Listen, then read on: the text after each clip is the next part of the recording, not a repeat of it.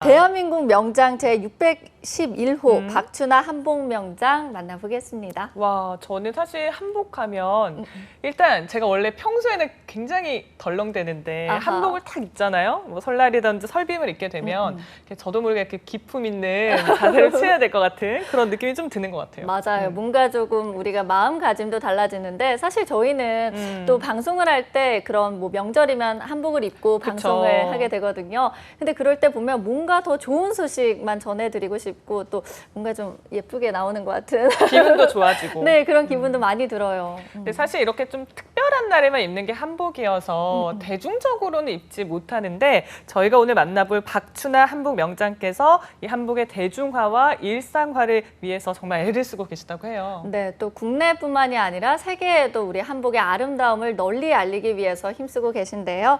35년이 넘는 시간 동안 한복 외길 인생을 걷고 계십니다. 박춘하 한복 명장의 이야기 지금 영상으로 만나보시죠.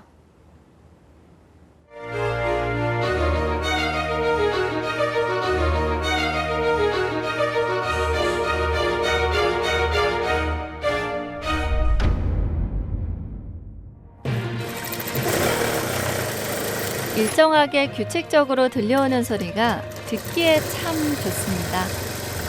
수천 번, 수만 번의 바느질 소리 끝에 탄생하는 우리 고유의 옷, 한복. 비단 위에 수놓은 한 폭의 그림이 마치 예술작품처럼 보이는데요. 30년이 훌쩍 넘는 시간 동안 전통 의상을 만들어 온 대한민국의 한복 명장. 박춘하 명장의 이야기가 지금 시작됩니다.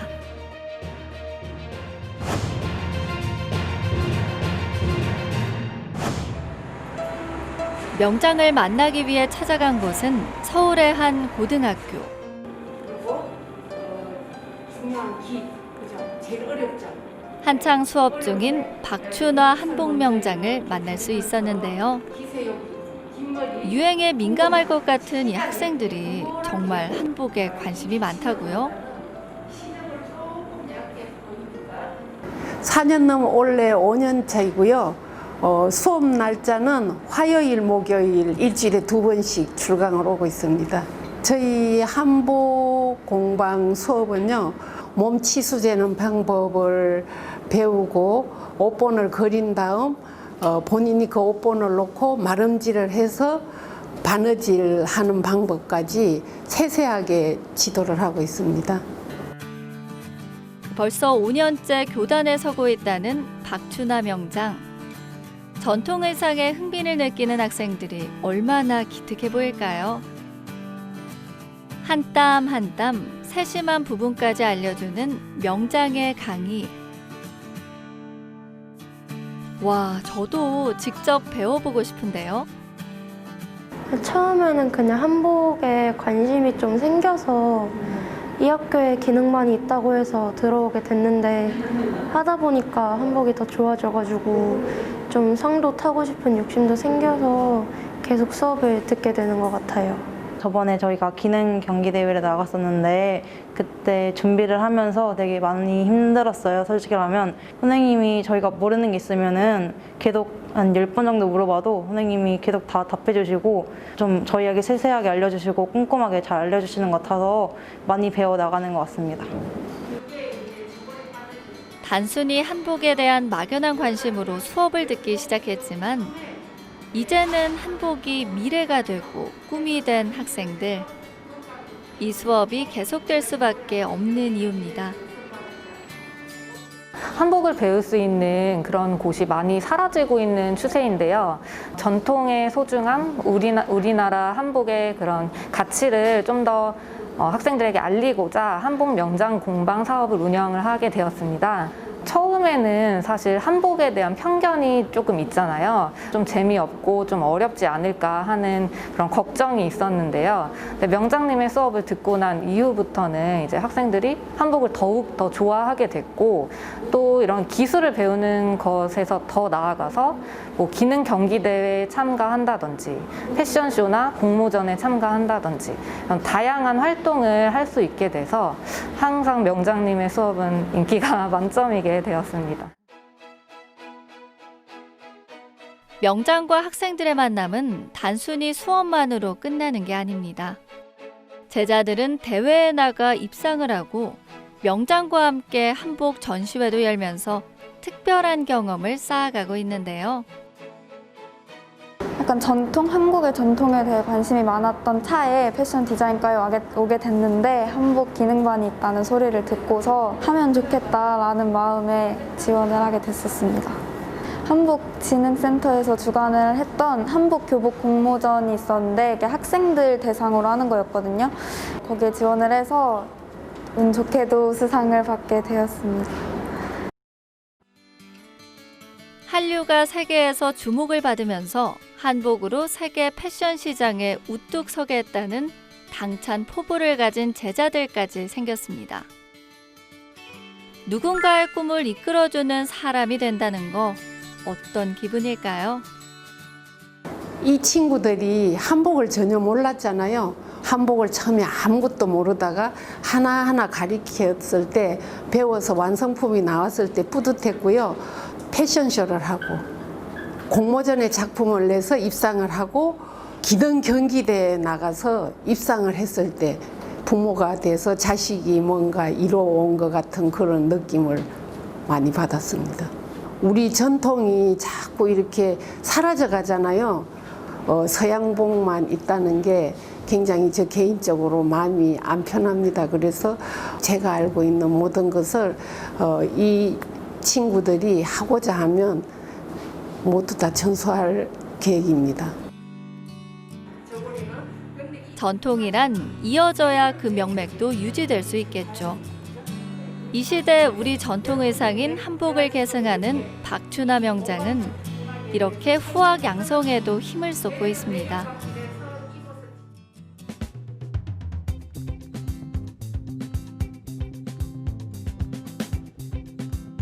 이곳은 명장의 작업실과 상점이 함께 운영되는 곳인데요. 와, 이 노란 저고리 저도 어렸을 때 입어본 기억이 나요. 정말 빛깔이 어쩜 이리 고울까요? 그런데 명장님, 작업실 이름을 연구실이라고 지은 특별한 이유가 있으세요? 연구실이라고 이름을 짓게 된 거는요. 제가 여기까지 올 거라고 그때는 상상을 못했습니다. 입기 편한 옷, 입어서 비단 옷이 화려한 것 이런 것을 연구해서 많은 옷을 만들어 보고자 해서 그때 소박한 꿈을 가지고 연구실이라고 이름을 짓게 되었어요. 연구는 다양하게 하고 있습니다. 전통 복식 또 현대 생활에 맞게 생활 한복이라고 하죠. 때와 장소에 맞게 디자인을 해서 하는 한복을 연구하기도 하고요. 연구해서 뭔가 이거는 특허감이다, 새롭다 하면 제가 그거를 진행을 해서 몇 가지를 특허도 내고 디자인 등록도 하였습니다. 예를 들자면 남자들 고름이 이렇게 매기가 어렵잖아요. 디자인을 변형을 해서 일반 소비자분들이 전문 지식이 없으신 분들도 마무리를 하면 외관에서 보면 고름을 맨 것처럼 하는 그런 방법을 고름 묶는 방법을 특허를 내고요. 치마를 입고 저고리를 입고 이렇게 흘러내리는 불편함 이런 게 있잖아요. 그것을 이렇게 아래 위를 이어서 외관에서 보면 예쁘게 그냥 치마 저고리 같은 느낌의 간편하게 애들이 하나로 입을 수 있는 걸로 제가 특허를 했어요. 디자인을 해서. 그래서 그 이름을 연이라고 지었습니다. 이열연자. 한복 분야 최고의 반열에 오른 후에도 끊임없이 연구를 이어가는 박춘하 명장의 노력에서 한복에 대한 순수한 애정을 느낄 수 있었는데요. 직선과 곡선이 어우러져 화려하고도 단아한 자태를 풍기는 한복은 세계적으로도 그 아름다움을 인정받은 전통 의상이죠. 이 작품의 명칭은 몽돌이라고 하는 건데 굉장히 화사하고 곱죠. 이 유물은 제가 재현을 했는데 우리나라에 있는 유물이 아니고요. 독일의 어느 박물관에 있는 유물을 제가 아는 교수님께서 유물 조사를 가셨다가 이 유물을 발견하셨대요.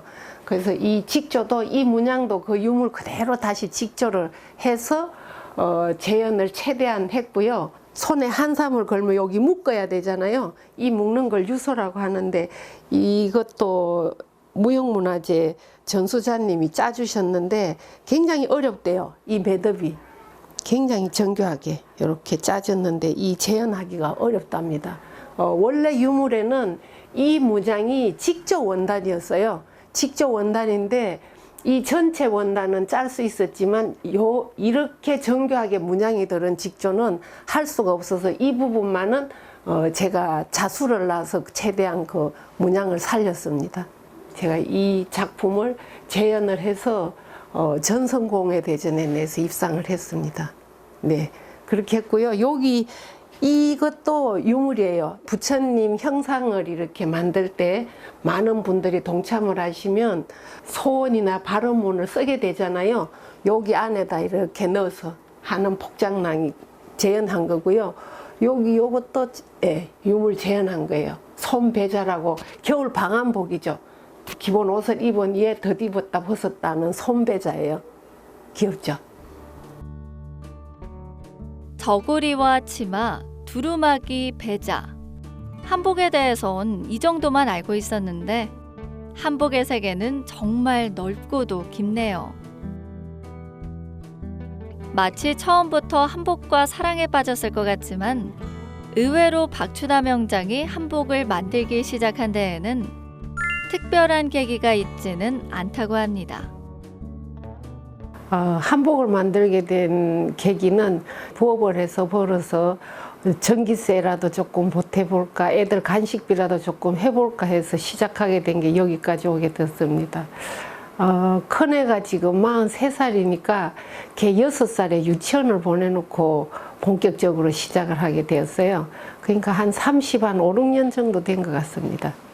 제가 처음 한복을 만들었던 게 딸애가 다니는 유치원에 별다른 놀이가 없어서 한복 문화 놀이가 많았어요. 그래서 유치원 애들 한복들을 많이 만들었습니다. 근데 이제 엄마 마음이니까 저희 딸 한복은 좀 더 독특하게 고전 있게 만들었죠. 기억에 남습니다. 살림의 보탬이나 돼볼까 시작했던 한복 만들기는 마치 운명처럼 업이 되었습니다. 그리고 인연이 계속되었던 이유, 색색의 고운 한복의 매력에 빠져버렸기 때문인데요. 박춘하 명장이 생각하는 한복의 가장 큰 매력은 뭘까요? 우리 한복의 비단만큼 색이 고운 비단은 없죠. 한복은 예나 지금이나 안 어울릴 것 같으면서도 원색으로 곱게 디자인해서 옷을 지어 놓으면 더없이 화려함, 한복의 곡선, 자태, 어디에 내놔도 뒤지지 않을 것 같습니다. 작업실 벽 한쪽을 빼곡히 채운 시상식 사진들이 눈에 띄는데요. 이 사진은요, 제가 2000년도 초반에 기능경기 대회가 있다는 걸 알게 됐어요. 그래서 그때부터 기능대회에 도전을 해서 한복 분야에서 금메달을 땄죠. 그렇게 하면서 명장이 있다는 걸 알게 되었어요. 그래서 명장의 꿈을 가지고 도전하게 됐죠. 각종 기능 경기 대회를 휩쓸고 난 후 한복 명장을 꿈꾸는 건 어찌 보면 당연한 수순이었습니다. 그 노력과 열정 끝에 드디어 지난 2016년 한복 분야 대한민국 명장으로 선정됐는데요. 명장이 됐다는 소식을 들은 그 순간 어떤 기분이 들었을까요? 제일 처음 명장이 되었다고 이렇게 과정을 지나서 발표가 났을 때 뭐라고 말할 수 없는 묘한 기분이 들면서 이제 공인이 되고 대한민국 대통령의 이름으로 제가 611호라는 호수를 받으면서 기쁘면서도 무게감을 굉장히 많이 느꼈습니다. 전통 우리 옷 한복을 만든다는 거에 굉장히 뿌듯하고 자부심을 느꼈고 앞으로도 열심히 할 수 있는 데까지 해야 되겠다는 초심을 잃지 않고 열심히 끝까지 살려고 노력하고 있습니다. 이미 수많은 이력과 화려한 수상 경력에도 부족함을 느꼈던 박춘하 명장은 더 깊이 있게 한복을 공부하고 싶어 뒤늦게 학위를 취득했습니다. 제가 한복 바느질을 하다 보니까 모르는 것도 많고 부족한 것도 많고 그랬어요. 그래서 늦게나마 시작하게 되어서 만학도의 꿈을 이뤘죠. 복식학과 학부를 졸업하고요. 대학원을 가서 석사로 졸업을 했습니다.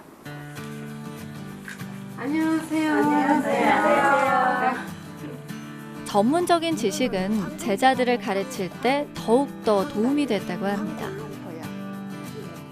취미로 한복을 만드는 사람, 또 이미 한복 수업을 하는 선생님, 그리고 명장의 수업이 그리운 사람들 모두가 함께하는 한복 강의 시간이 작업실에서 열리는데요. 제가 무엇을 할 수 있을까 하고서 찾는 중에 여기 명장님을 찾아왔었어요. 그 가사를 이렇게 수업을 하신다고 하더라고요. 우리 선조들이 이렇게 하시던 그런 지혜라는 거, 또 제 마음 수양 같은 것도 많이 되는 거를 제가 느끼겠더라고요. 그래서 지금도 감사하게 생각하고 좀 앞으로도 좀 배워보고 싶고 그렇게. 그 우리나라를 대표하시는 명장님이시니까 그분께 우리 것을 배우는 게 영광이죠. 그 바느질의 한 땀 한 땀에 정성을 되게 많이 가르치시거든요. 근데 저희가 뭐 일도 하고 애도 키우고 가정일도 하다 보면 바느질이 좀 정성스럽게 안 갈 때가 있거든요. 근데 그럴 때는 많이 혼나죠. 한복을 연구하는 연구실이자 강의실, 또 함께 웃고 수다 떠는 사랑방 같은 이곳이 좋아서 자꾸 찾게 된다는 제자들. 바느질하며 마음도 수련하고 한복 작품이라는 멋진 결과물도 얻게 되는 귀한 시간입니다. 그 남의 옷도 많이 지었지만 큰딸이 시집을 간다고 했을 때 딸은 원삼, 도공공주 노건삼을 입혔고요. 사위는 자달령을 입혔습니다. 작은 딸은 도공공주 유물에 있는 자수가 있는 화려한 화롯, 사위는 청달령을 해서 이렇게 해서 그게 제일 기억에 남습니다.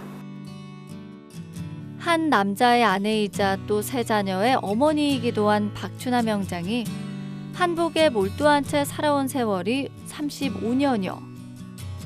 그 긴 시간 동안 가족에게 미안한 점이 왜 없을까요? 미안한 거 많죠. 지나고 보니까 바느질을 하느라고 일이 바쁘니까 건이도 대충 배만 부르면 된다라고 생각을 했고요. 지금 손녀딸들을 이렇게 옆에서 봐주면서 딸 아들한테 제가 그럽니다. 너네들한테 미안하다고. 내가 진작 철이 들었으면 너네를 더 이쁘게 더 잘 키웠을 텐데 철이 늦게 들었다고 제가 그런 얘기를 수시로 합니다.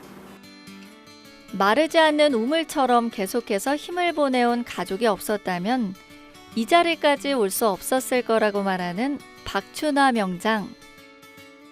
믿어주고 지지해준 가족들의 응원이 지금의 명장을 있게 한 가장 큰 원동력입니다. 그리고 지금 명실상부 한복 분야 최고의 자리에 올라선 박춘하 명장은 어떤 꿈을 꾸고 있을까요? 명장이 되면 좋겠다라는 꿈을 가지고 기능대회를 제가 8년을 도전을 했거든요. 8년을 해서 졸업을 했어요. 전국대 입상을 하고 졸업을 하고 하고 싶은 걸 이런저런 다 했으니까 저는 꿈은 이뤘습니다. 이뤘고 앞으로 저를 믿고 따라오는 제자들이 좀 더 열심히 해서 요소요소에서 자리를 잡아서 날개를 달고 나르는 것을 보는 게 제 마지막 소원이고 꿈입니다. 애정과 열정으로 묵묵히 외길 인생을 걸었던 결과가 명장이라는 큰 이름을 부여해줬습니다. 여기에 대한민국 전통의상 계승이라는 맥을 유지하는 값진 사명까지 얻게 됐는데요. 자신만의 비법과 기술을 많은 이들에게 전수해 한복의 중요성과 아름다움을 널리 알리고 싶다는 박춘하 명장의 꿈을 응원합니다.